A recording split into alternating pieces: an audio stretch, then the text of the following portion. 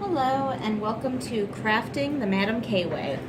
So I'm going to show a demonstration of airbrushing on leather. So I have my airbrush here all ready to go. It's a nice little holder that it came with. This is the master airbrush that I'm going to be demonstrating, which also came with this nice little tabletop air compressor, which I'll be using.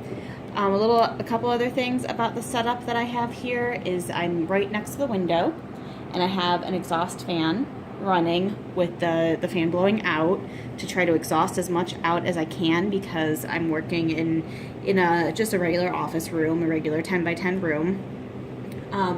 I have an easel set up that I'm going to put my design on, and then just a little sidewall here set up to sort of catch some overspray that might go that way. When I'm airbrushing my leather, I'm using a really light touch, so I'm not going to produce a lot of overspray that I'm worried about staining things around the room. But I am going to take those precautions to try to catch as much vapor as I can, because one thing that I'll show you is on this piece that I'm doing, it's a little light, but you see how there's purple speckles all over it? Luckily it's purple, which is the color I'm going to be dyeing it, but that was a result of the piece of paper that I used for my pattern had just one tiny little spot of purple on it, and as soon as I got the leather wet, the entire thing turned purple. So tiny spots of dye that you might not even be able to see are going to expand a lot when they get wet. So they might come out in a project and if it's not the intended color, you definitely don't want that. So I'm going to go ahead and tape my design up to the back wall here. I'm going to try to just put a few pieces of tape on the back side and just stick it to the wall. It's not going to be moved around or have too much pressure, so it doesn't need to be held too sturdy. Just something to hold it up at that angle so I can spray the airbrush directly onto it. I'm going to use leather dye in the airbrush, which I've tried a few times, and it comes out just fine. So I use the Feedings dye, which is an alcohol-based dye. I'm sure you could use the EcoFlow water-based dye, but I haven't experimented with that completely. And I'm just going to use my purple dye, and I fill it right in the containers that come with the airbrush and just label it purple here. So I'll move these aside. Those are something else I'm working with. And I have my Airbrush Pressure set to, I believe it's set to about 60. No, maybe that's a little too high. I think it's set to about 40, which you can set using the knob here. So if it's not spraying out enough or spraying right, you can always change the pressure. I am going to wear safety glasses and a respirator mask. So I didn't think I had to use a respirator mask because it didn't seem like a lot of vapor was getting out. But then when I blow my nose, it would be purple or blue or whatever color I was dyeing. So obviously I was inhaling in a lot of vapors. So my husband insists that I use the respirator mask.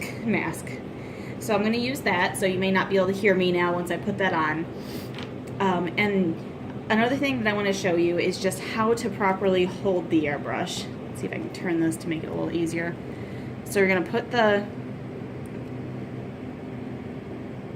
container in the airbrush, and it's a little sticky, so it's actually sticking pretty well, but when it's not sticky, it seems like it's going to slide out very easily.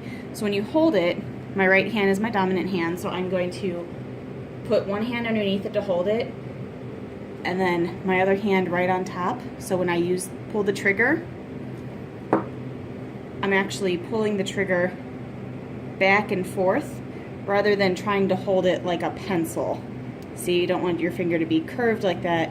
You want to try to just keep your finger straight so it's easier. That's going to help with hand fatigue. When I was first starting, I was holding it like a pencil and my hands were getting very tired. So I'm just going to give it a light touch, pushing down, and just pull back just a little bit. The harder you push down, the more is going to spray out, and the more I have a specific area. So I want a larger range of area, so I'm only going to push down a little bit. I'm only going to pull back a little bit. That's going to give it just a very light touch. Okay, I'm going to put on the respirator mask and go ahead and get started.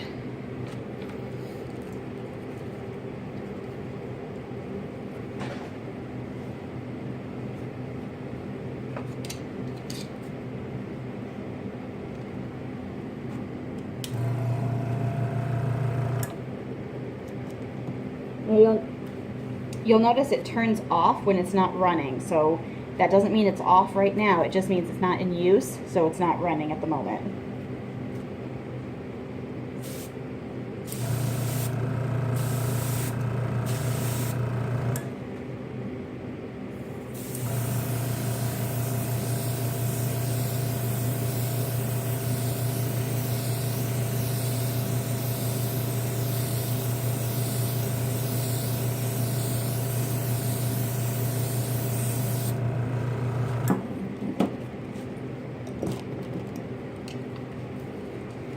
Okay, so I'm going to pause there for a second just to sort of show you what happened. So notice I started off from one side because I never want to start pointing directly at the project, because if I accidentally slip and I push down too hard or I don't have the pressure right, I could accidentally overspray and make one spot very dark.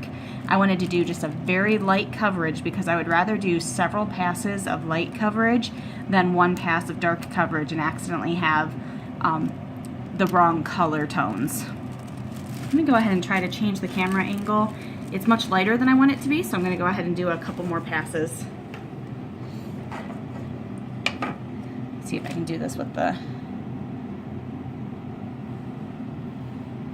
So start off the project, make sure you have the right... Start off the project, make sure you have the right amount of flow, and then start.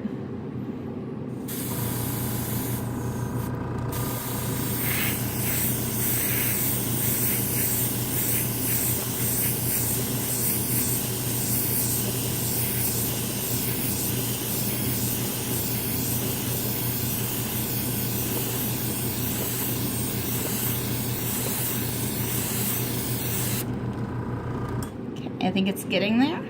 Just a few more. I'm going to change the direction and try going up and down just to make sure I have that full coverage.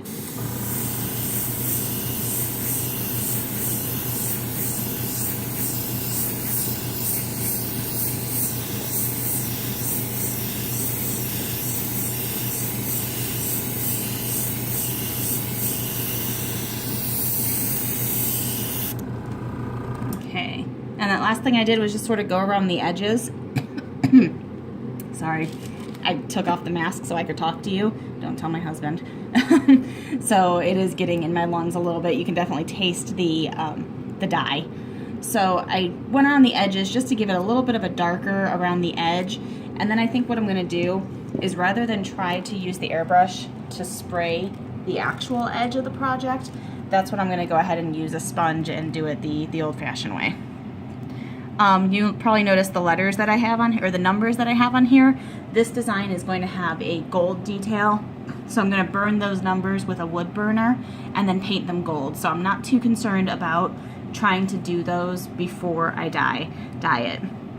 Typically though, if I was going to burn a design into the leather and not paint over it, I would do it before I dye the project, and it just gets a better color, because sometimes if you burn the leather after you dye it, you burn straight through the dye and you expose the raw leather, and that doesn't really give you the design you're looking for.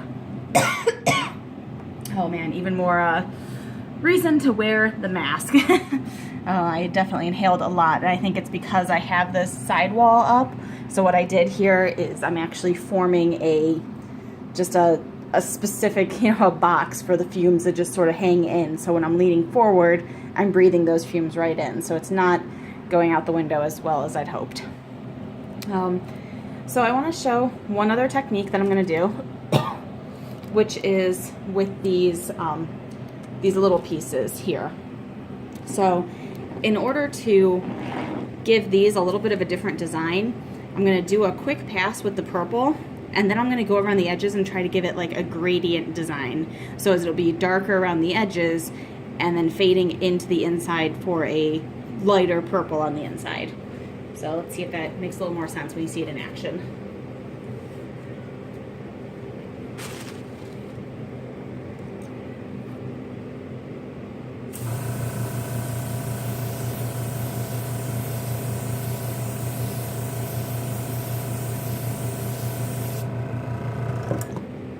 Okay, so you immediately notice that it is sliding all over the place because these are really light pieces.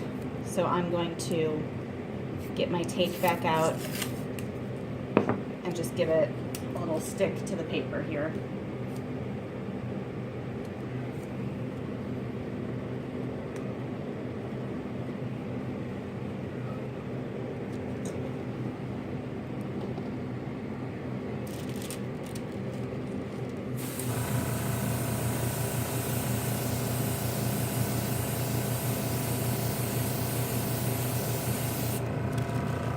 Okay, so that is as light as I want it to be in the center. And now I'm going to try that gradient design, which is now a little bit hard because it's taped down, but let's see what I can do. So I'm going to try to just stay low and just try to spray it from an angle. And actually,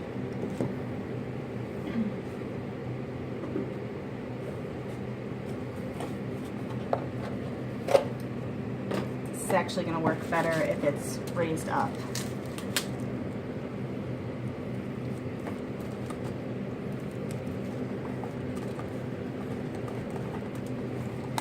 Because what I'm really trying to do here is get down on that same level.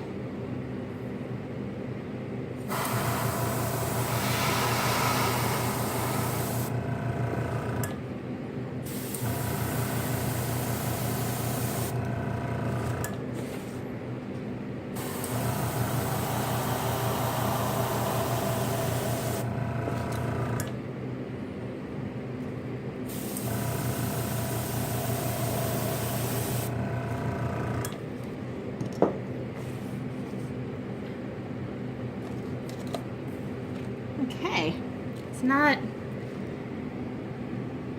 it's hard to tell in here. It's not extremely gradient, but it is a little bit lighter in the center than it is around the edges. When you do this with a light brown, a Phoebing's Pro Dye light brown, or especially with the mahogany, that's my favorite effect with this. If you spray the whole thing in brown and then put like a mahogany around it, it looks really nice with that like very rustic gradient look. So there you have it, just a really quick tutorial on airbrushing leather. I think that in the end, if you do a large project, it really does use more dye than if you were to use a sponge or a dauber, but you have significantly more control and you don't get that metallic color that you get with a lot of the purples and the blues by over saturating the leather. So if you don't know what I mean by that, good, you've never done it. But if you take that Phoebing's purple dye and you oversaturate the leather, when you buff it out, you're going to almost have a gold metallic finish, which sometimes is cool, but if it's not what you're going for, it can ruin the whole project. So thank you for tuning in. It may not be the right way, but it's the Madam K way. Make sure to subscribe to my next video, or make sure to watch the next video and subscribe to my channel.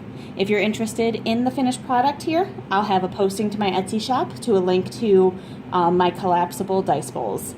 Thanks again. Bye.